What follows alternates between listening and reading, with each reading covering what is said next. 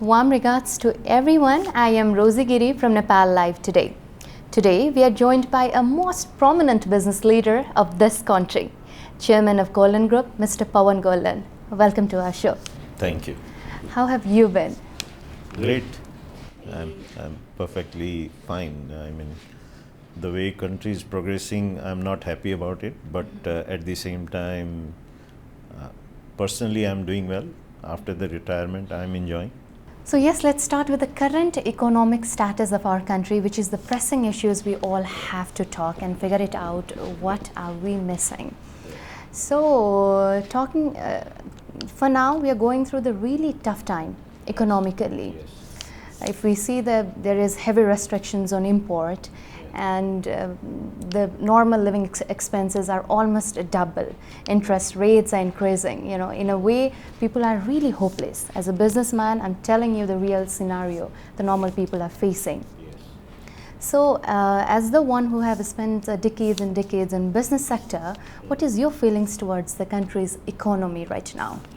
See, if you had asked me this question about 10 years ago, my reply would have been different, I will only think from the perspective of my business. I mean, selfishness, I can tell you.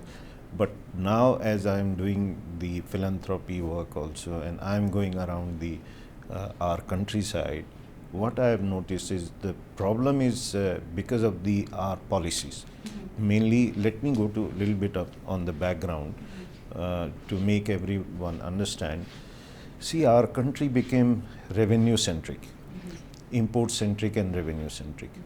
We were in agriculture. When I was young, we used to export rice, we used to export jute, we used to export a lot of things. And we used to import very little as far as food is concerned. And other things also, like our requirement were very minimal. So we were always balance of payment positive. And we were getting a lot of aids and all for infrastructure. So happy country. But going forward, what happened is we started getting revenues and through remittance, and the expenses started going up, and the country, I mean the bureaucrats or the politician, or I would say the entire government, thought that we are very happy. We don't need industry. We don't need agriculture. We don't need to do restrict the import because we have a lot of dollars to spend, foreign currency to spend. So eventually what we were doing is remittance was coming and we were importing. And with the revenue, government was happy. People who were the industrialists became traders. Like I'll give you one example, Golcha Group, Golcha organization. They were the pioneer in industry. But what happened? Look at today. I mean, most of them are doing, trading. They are thriving in trading. So the country, if the country gives you the opportunity to do less hard work and earn more, then the business will do that only, isn't it? So, first of all, the government has to be blamed. And then right now, because of the balance payment, the remittance is not increasing anymore. The imports are increasing very, very high. Our consumption has gone up. So this is good. Our consumption has gone up. We can consume things. We have the purchasing power. Our people has purchasing power. This is very good. The only thing we need to do is we have to go through some pain for little time. This we have to understand. Government policies should come to promote agriculture, import substitute industries, export-oriented industries, labor-oriented industries, power-intensive industries. All these, if we can do, definitely for the time being, the prices are going up. But let me tell you, let me add, I am doing agriculture. We are importing this lemon, okay? Sorry, we are growing lemon. We are not importing. The imported lemon comes from India at 30 rupees or 40 rupees IC a kilo. When it reaches to Kathmandu, it should not cost 70, 80 rupees. Okay? So, but it is sold at 200 rupees now. In retail, maybe it is much more than that. I'm talking about kilo, but one piece you must be buying, it is 10 rupees plus, isn't it? Exactly. But when we are growing, we want to sell, we are not even getting 50 rupees, 60 rupees. Exactly. So the middleman is making money. So the public has to understand it's not because of the restriction in the import or, I mean, the food item still not restricted at all, but we have to restrict it. Unless we do that, unless we make it more expensive, the imports, the farmers will not get the price. And we have to do, eventually the policies has to be like this, that farm to fork or farm to factory concept has to come, so that the farmers who are growing in Nepal can sell their product. So this is one thing. And for the other is, we have to find out what all we need to import. Okay, we are talking about only the luxury goods, banning the luxury goods. What has happened, like cars and all, gold and few more items. But that is not going to help, because the government need revenue as well. So what we need to do is, we have to find out the things which we don't need to import. Like I'm giving you one example. We have imported 120 crore worth of gundruk. Which we are capable of producing in our own country. Yes, from China, that too from China. We don't know what is coming inside that. And have we really imported, or our money has only gone out? I mean, it was over invoiced because the duty is not there at all. So this is all these items has to be stopped ASAP. And then we have to, because our 2/3 population is in agriculture, we have to minimize the number. There's no question about that. But at the same time, we have to make agriculture business the most profitable, not the trading business. Exactly. You are keeping 20 people and you are earning 3 billion, 4 billion rupees in a year. No industry is earning that much. No banks are earning, or maybe one or two, barring one or two, are not earning so much. No other businesses are earning so much. Then people will do that only. So this needs to be changed. First of all, the agriculture should be the most profitable. Then comes all the industry I have spoken about. Then comes hydropower, other infrastructure project. Those should be more profitable. And then only the trading should be there, which is every part of the world it is like that. The trading doesn't earn 20, 30%, 40% margin in the imports. Exactly. So this has to be changed. One thing I'd like to pick up from your conversations is, we have been importing things which can be easily grown in our own country. Absolutely. And I think that is the one thing which we would like to give the name of this stupidity. Yes. But who is to take over to this thing? No, the government has to ban it. I mean, the import has to be banned. We are importing Janev, which is a Hindu Dharm's main item, for men. We as a Hindu are proud to put Janev, though I am not wearing it, but that is also imported from China. We should be ashamed. Exactly. And the ladies are putting bindis, sindoor. Can't we produce sindoor? Can't we produce bindis? Can't we produce chura? All these things are very easy to produce, not very difficult, small things. This will give opportunity to, women across Nepal, women empowerment also. We are importing a lot of things which can be done. I mean, immediately the difference will start coming.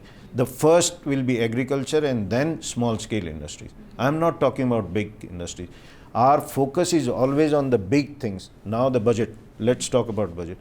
They have only focused for export is only two things in the budget: cement and steel, not other items. Why we are not picking up the items which, I mean, our own Maulik Utpadan, I don't know what is the real word for, it's not coming to me right now. Those are the things where we need to concentrate. There are a lot of potentialities The homegrown. there. Homegrown and like I'm talking about allo, I'm talking about hate kagaj, I'm talking about jadi booties, which is, all the herbs and which are being exported to China now. More than I would say it should not be less than 50 to 100 billion rupees export is happening, but illegal export. Because our government is not concentrating on that to certify that. I don't know the full form, but it's called NPPO. It's an organization all over the world. Our this agriculture ministry, under the agriculture ministry, quarantine is there. Under that, they need to certify it and send to China. There are hundreds of items which is being illegally exported. So once it is legal, this balance of payment will also come down, and the prices we are fetching now, the farmers will get better price, because this is illegal. That's why they are not giving the right price. And we can change everything. We are in Golden Bowl, we are asking, begging, basically. Wonderful. What a statement you've given. Yeah. Same thing, forest. We have the forest, the largest forest in this part of the world, isn't it? But there are it's a nature. Every year there will be a lot of things coming out from there. But because other countries are telling us environment, okay, we should protect our environment. There's no question about it. We don't need to cut the entire thing. But why we are not giving even the private owned trees, we are not allowing to cut.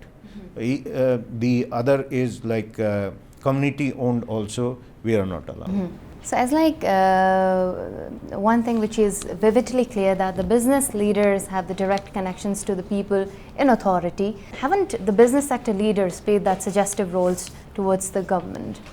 I told you in the beginning, if you asked me 10 years ago, I would also give what suits me.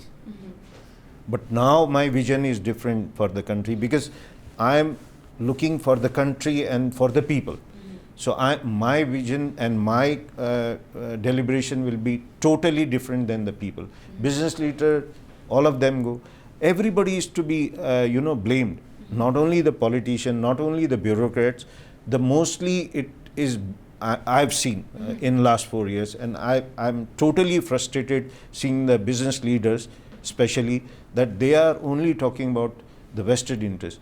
They understand, but they don't speak. Let me give you an example.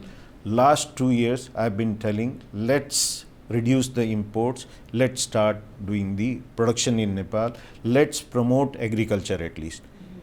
In 2 years, it was about $2 billion. Exactly. Now it's almost $3.5 to $4 billion import. Okay, you can say 200 billion rupees to almost 400 billion rupees. So look at that. The way we are going, tomorrow we will not have enough money to import the food items also. Then what will happen? We have almost reached to that. Our Nepali people, our common people should understand this. The situation is not conducive unless and until we change ourselves, we change our habit.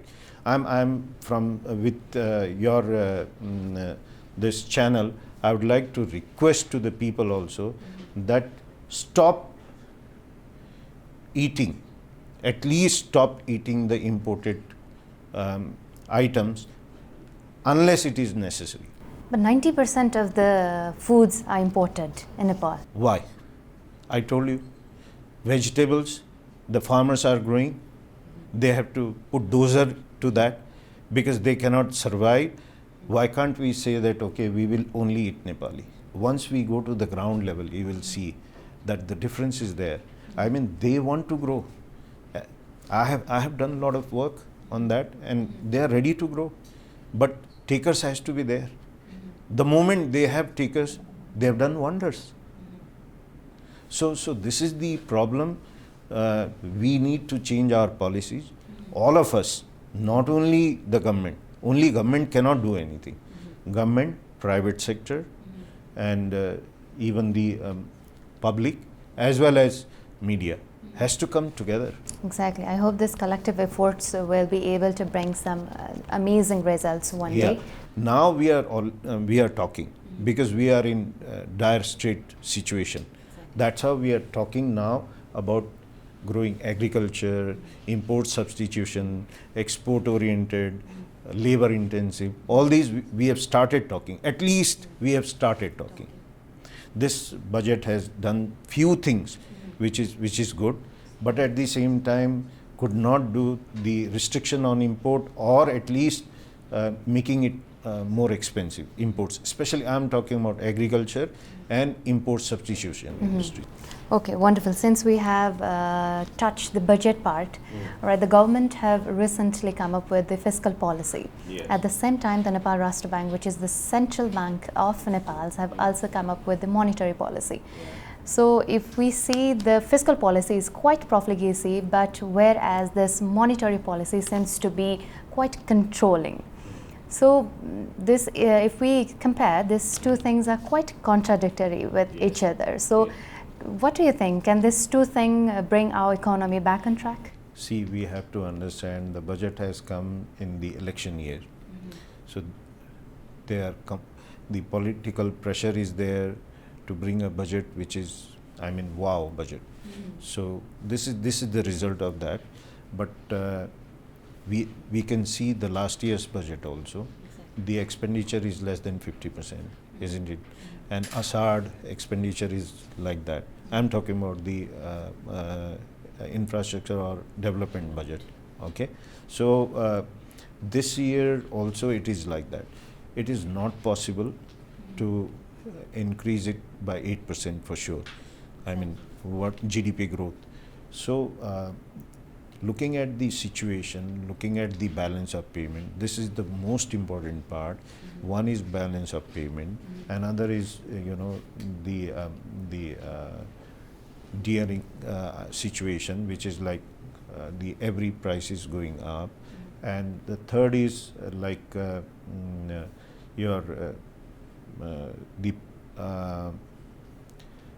these three things has to be balanced. So overall import, if we don't curtail the imports, if we don't increase the remittance, we cannot survive. So because of that, the contraction policy, monetary policy has taken the contraction route. With the fiscal one.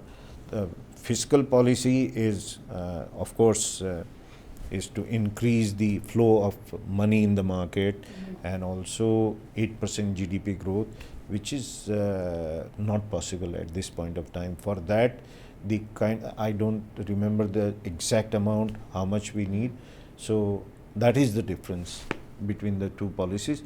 But there are few good things in the budget as well as the monetary policy, which is conducive to each other, like growth in productive sector. In both it is being said.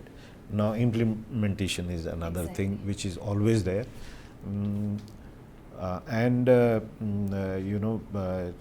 Basically both are, the budget has not tried to curtail the imports, but monetary policy does. And money flow in the market has to be reduced, so that little bit contraction will come, but the money flow, if it happens in the productive sector, so the overall economy will not go down. Overall economy will not go down.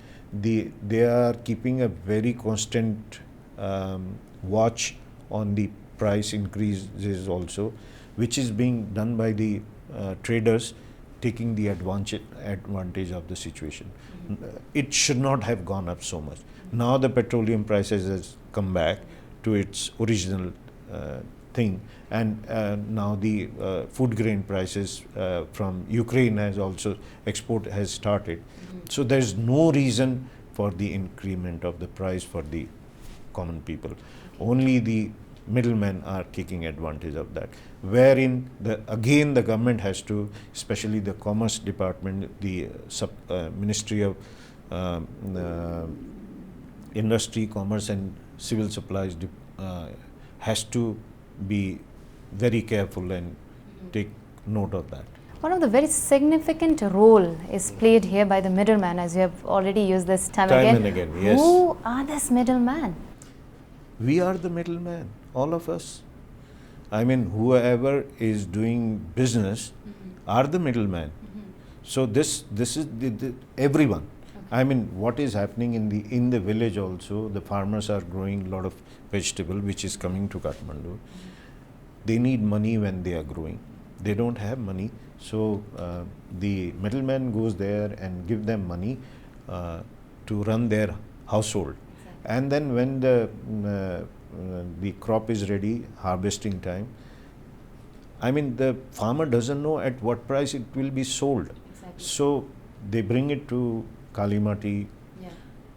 There another mafias are there. Exactly. So, and then the middleman will bring it there, and whatever price he receives from there, he gets from there, then he will take at least 50% out of that, and the rest will go to the farmer. Sometimes it is below his costing. Exactly. Most of the time it is below his costing. Right. So this is the kind of middleman we have. The importers, all the importers are middlemen. Exactly. What they are doing, they are not producing anything. Exactly. As long as they are only selling, they are the middlemen. Can we say that they are the reasons why our country is more dependent on the trade rather than the productive ones? Of course. That is what I told earlier also. This is the crux of the problem. Unless we solve this, unless we have the system in place, which when the first time communist government came, they talked about it, but I think everybody is influenced by these middlemen, because the government is under their control, the bureaucracy is under their control, even the media is under their control, because they are the one who gives, they run the media also, because they are the one who is giving all the ads. In your channel also, if you see, most of the ads are from them only. So this is the irony of our country. So what measures should we take to control this kind of practices? See, unless all of us get together and stop blaming each other, and just have the self-realization right from the public to everyone. Our 35 million people, we need to think for the country, for us, ourselves, for our children's future. That at least we can think about our children's future. We should not ruin our country. This is the best country, one of the best country in the world. Once you go to the remote area, there's nothing better than that. So we need to, promote as well as protect the country. Exactly. So that will only happen by going back to the nature. We have to understand that the small businesses, the industries, our women are very hard worker. Exactly. I always say that if one woman is sorted, the one family is sorted. And when a man is sorted, only himself is sorted. Exactly. Yeah. There's also a saying that when a woman is educated, the whole family is educated. Yes, of course. Because the children are also educated and taken care of. The entire thing, you can go and see in Madhesh what is happening. That's why I'm always saying that Madhesi ladies should come forward and start, because they should be allowed to come out of the house. And whenever they have come out, they have done wonders. So this, I can give you an example of Iran. Iran was the most successful and very rich country. The moment these Ayatollah Khomeini came and he again put the women into the homes, then what happened? You can see today. They are one of the richest country. They have the resources, but because of the woman, the country has gone down. So this is what is happening in our Madhes. So that needs to be changed. All right, salute to all the wonders women out there. So yes, let's talk about the economic indicators. Our economic indicators are also getting worse. Yes. Right, our forex reserve has also been depleted, right? And we are going through the trade deficit, and payment of balance is also negative. The whole business climate is, we can say, it's deteriorating. So how do you think? Can we revive? Yes, we can revive. Only, as I told you earlier also, we need to think positive. We have to do some positive work and creative and productive work. Let me put it this way. And for that only, we need to reduce the imports. We need to, promote the, incentivize the remittance, and also incentivize the workers who are out of the country to save money. So for that, incentivize them to save money, like by putting in the primary shares, and also not for speculation but primary share, and also giving them more interest rate, putting them in social security. All these measures has to be taken on one side. On other side, whoever are the middlemen or the people who are doing imports needs to think that, okay, they have wonderful strength today. They have the money, they have the knowledge, they have everything. So they should start, like, just for example, I am telling you, Amul. I mean, the authorized agent for Nepal for Amul can start an industry in a joint venture with Amul, and they can start producing here. So whatever is imported will stop, and the farmers will get benefited. Another, I will give you example, which is a big items. I am talking about only the few big items which are 100 billion or 50 billion rupees import in a year. Another is this Chabena, Bhujia and all. Exactly. Haldiram is another brand, which is like we import about 40 billion rupees, all chips and Bhujia and all these 40 billion rupees. So if a tie-up can be done with Haldiram and start an industry here, so our dal will start selling, our all sort of agro products will start selling. So big agro processing industries with Nepali partner, and the same way we have to do in other things, whatever we are importing. Like textile is one area where we can grow. There is legal and illegal import of almost $4 to $5 billion is there altogether. I am talking about our consumption is much more than that. So we are importing. Right now, the garment industry is only serving 20% from Nepal, and the 80% is still imported. The fabrics is 90% imported, still imported. Yarn we are exporting. That's a different thing. But this is a labor-intensive industry also.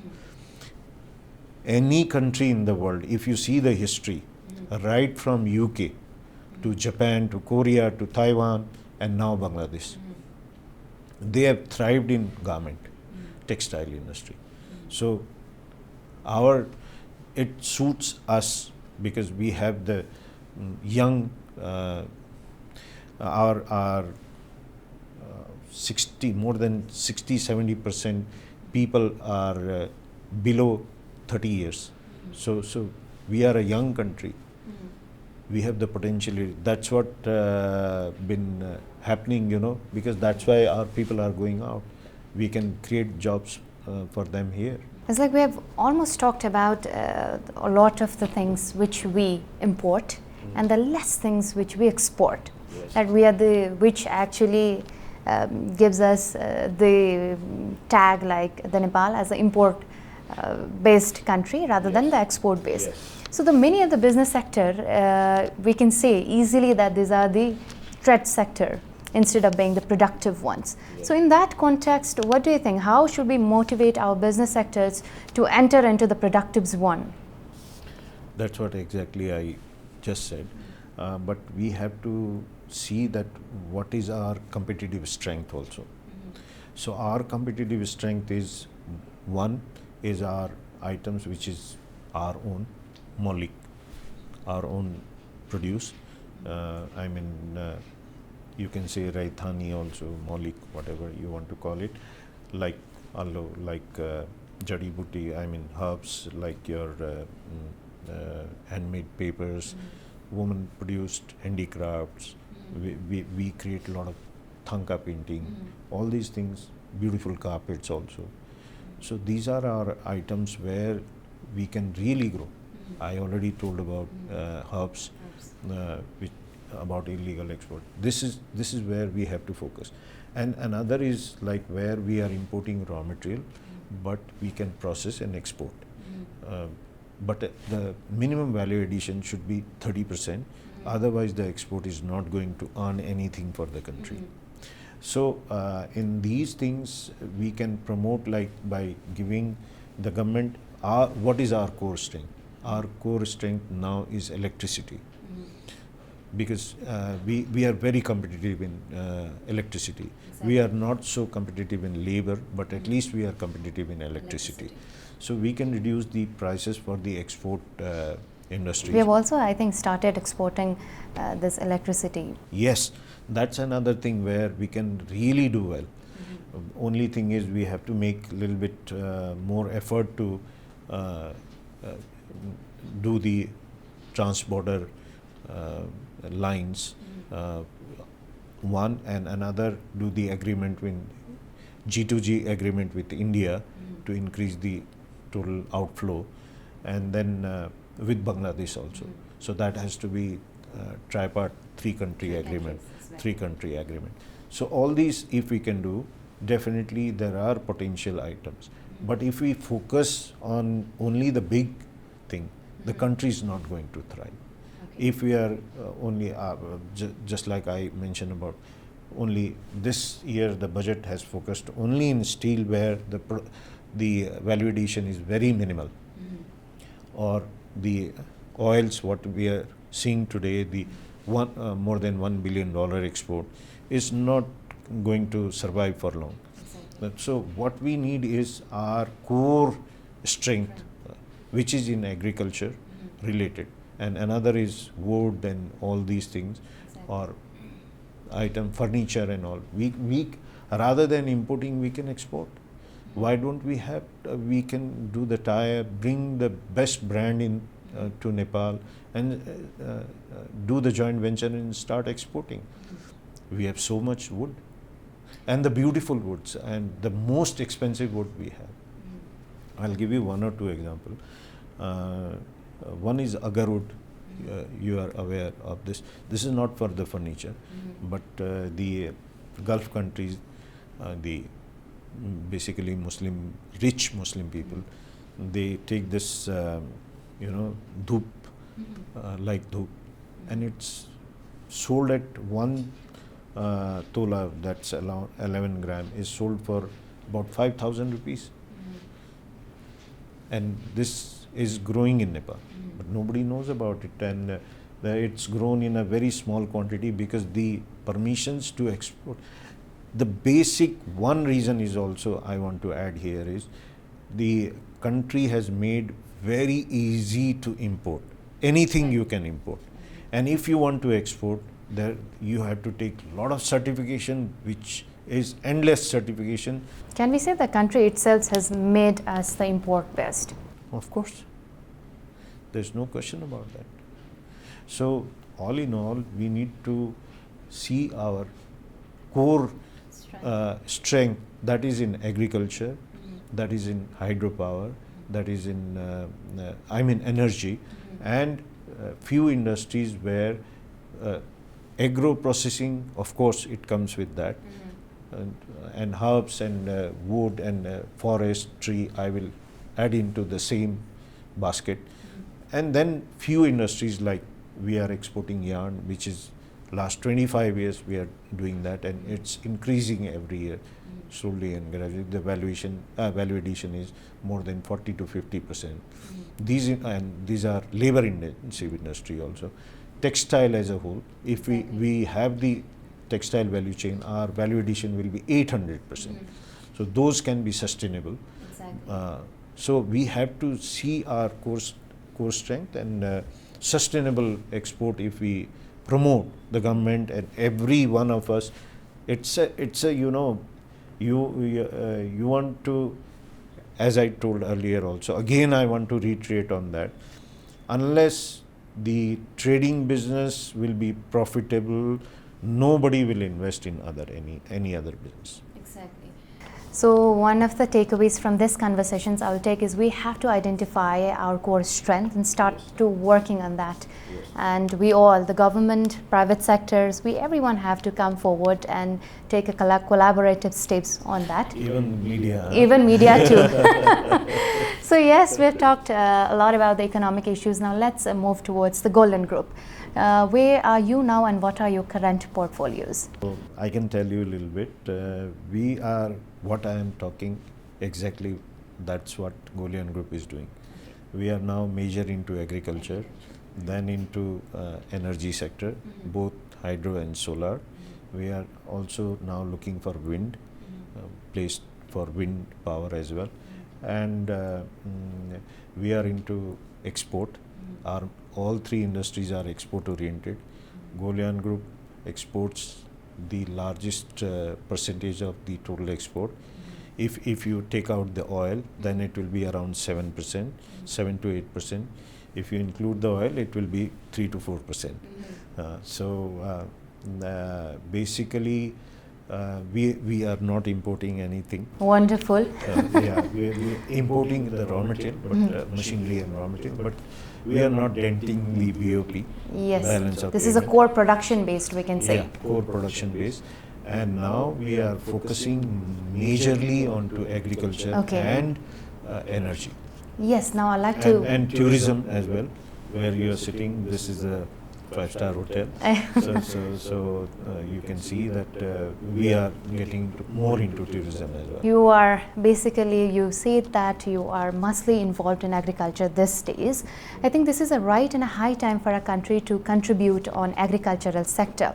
By improving more and quantity, or the production's quantity, we can actually, import less in agricultural sector.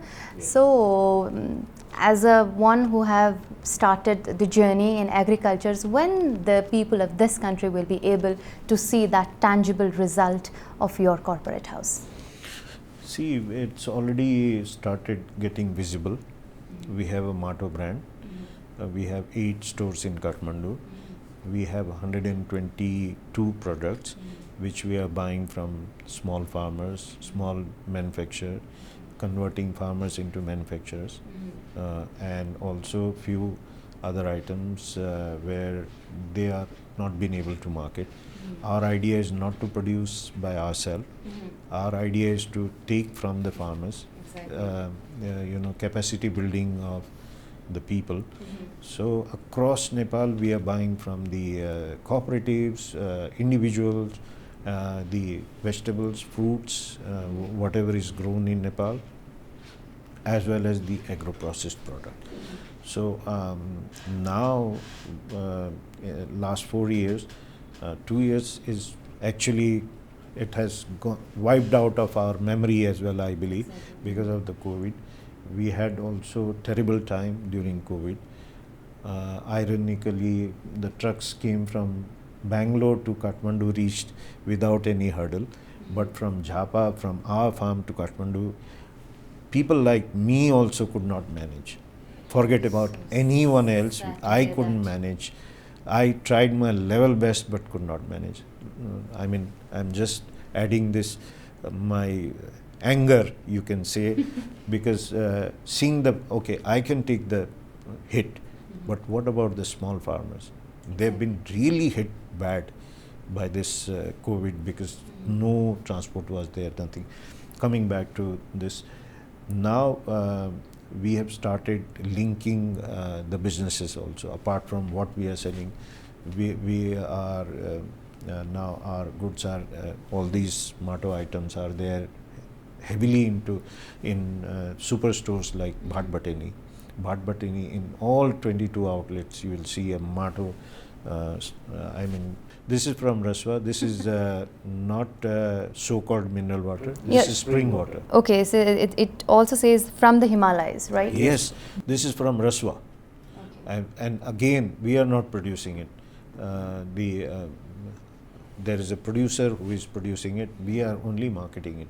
And this is spring water. This water is one of the best in the world, the second best in the world. I don't know who is the best one. This has been tested by. So let me highlight it again. This is the second best water in the world. Water in the world. Yes. The Raswa water is tested best in the world, second best in the world, not by us, by the international authorities. This is very good for, especially for the small children. What water we are giving, there are a lot of water-bound disease. So this water is really good for them. Not necessary that I am not trying to promote Mato as such, but I am just giving an information. And every product of ours, like what we sell is pure cow's ghee. What we are eating a lot of oils, I mean on consuming a lot of oils on, we think that olive oil is very good. As long as we are putting it as a dressing, it is very good. But even the oil, not the extra virgin, the normal olive oil also should not be cooked in high temperature, what we do. I mean, chatkaun choni. That's all Nepal does. So it's not good. The breaking point is not suitable. Only 2 or 3 oils are suitable in Nepalese context. One is cow's ghee, another one is toriko tel. That is also unprocessed toriko tel, cold pressed toriko tel. So every item has a story. This is what we are trying to bring to the people, knowledge that what you are eating is your bill for the medication and visit to the doctors will come down drastically. One of the example is sitting in front of you. Last 4 years, I have changed my food habit. I've changed. I eat every day cow's ghee. Doctor says you should not eat, but I am eating, and I am getting healthier. I am eating toriko tel. The same way I am eating healthy food, Nepali grown food. I prefer to eat Nepali fruits. If avocado, as long as I get from Nepal, I eat. Similarly, oranges, apple, any kiwi, everything. I'll have kiwis only if it comes in Nepal, because I don't want to eat cold storage food. So these are the things, and what I'm trying to do now to make it a bigger plate where everybody can be part of this journey. So what I'm doing is, we have already created, we have about 200 bighas of land in Jhapa where we are growing, perennial crops are there, lot of products we are growing there. At the same time, with this 8 stores and now in supermarket also, and other we have the chain where we are supplying to others also, and now every day something is adding and it's spreading. So the advantage should go to the public also and make it a public company.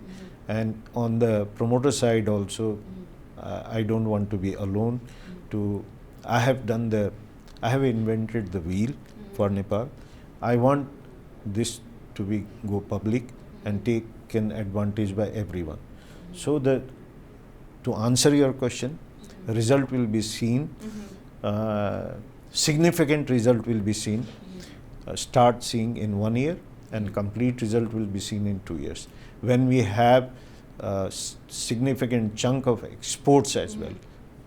We are already exporting to Canada, Japan little bit we have done, India we have done little bit, We have done to Gulf countries also. Now, significant will come during this year. Wonderful. Best wishes to your ventures, and thank you for making Nepal export based and giving it that tag again. We hope a lot from Golyan Group. So yes, to know you better, since we have come to the end of this conversations, I'd like to end it in a really fun and happy way. I've come up with some rapid fire round questions, you know, to know you in a better way. So yes, let's start it. Yeah, sure. Pawan Golyan in one word. Farmer. Wonderful. Best corporate house in Nepal. No comment. I don't want to say Golyan. Okay, all right. You can take any other names. Very difficult. I don't see anyone corporate who is doing. Sorry. All right, all right. Moving ahead, best finance minister Nepal got so far. Baburam Bhattarai. Wonderful. And then best economist of Nepal. Dr. December Pakuril. Okay. The best governor of Nepal. I think Yuvraj Khatiwada. Okay. With this, we have come to the end of today's conversation. Thank you for joining in. This was, I have to say that this was the thought-provoking interview I've ever taken. Thank you for joining in. Thank you. So at last, a few successful business mantras to our upcoming future business leaders. Okay, great. The first timer. I will talk about a little bit on first timer. First of all, when you are starting the business, you should start with a group of people. I mean, your core strength. Judge your core strength. If you are good in accounts, yes, you want to be there. One is good in taking the production part, because I will only teach on production, not on doing the trading. So the second is like mechanical or any engineer or anybody who is good in taking care of the production side, and one is a marketing person. If these three people can get together, or more the merrier, but at least these three people get together, invest small in the beginning, and don't take risk on your capital. You should, whatever you are earning, you can always put it in the risk to grow the business, but at least your seed money in the beginning, and then whatever you are earning, you should try to improve the business. Don't take too much of loan and put it again, then you are earning in the beginning. So when you are scaling up, the challenges will be there. In the beginning, you have to really take, the first and the foremost is you have to be passionate about what you are doing. Exactly.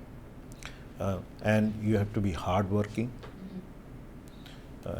Third is, think, put it in the paper first before doing it, before implementing. Put everything, pros and cons, and do this deep study of the market, production, your costing. Market study is not the retail price, but what price you will be getting. As I give you the example on agriculture, same thing will apply in everything.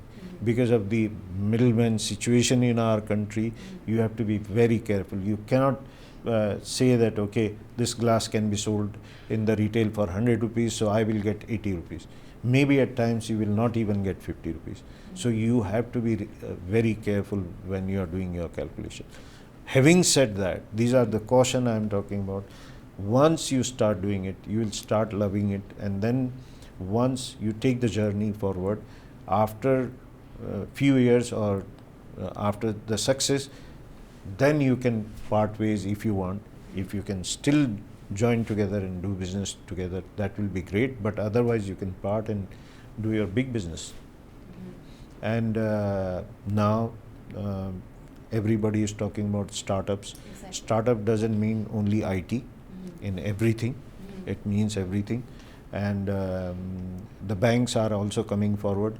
The central bank, the government of Nepal has made that up to 1 million rupees can be given without any security, as long as you have the ideas. If you have passed the undergrad, that is BCom or the diploma level. If you have passed, then with your certificate you can get the loan. It's difficult to get at this point of time, but eventually that will be getting easier after a few months. Right now also they can get the loan. I'm sure they can get the loan if the ideas are good. But again, I'm reiterating that you have to be really passionate and very, very hardworking. Okay, wonderful. Thank you for this lovely conversations. Thank you for taking your time out and being a part of this interview. Really, from the bottom of my heart, thank you so much. So with this, we have come to the end of today's conversations. We'll be back with other vibrant personalities. Till then, stay tuned with Nepal Live Today.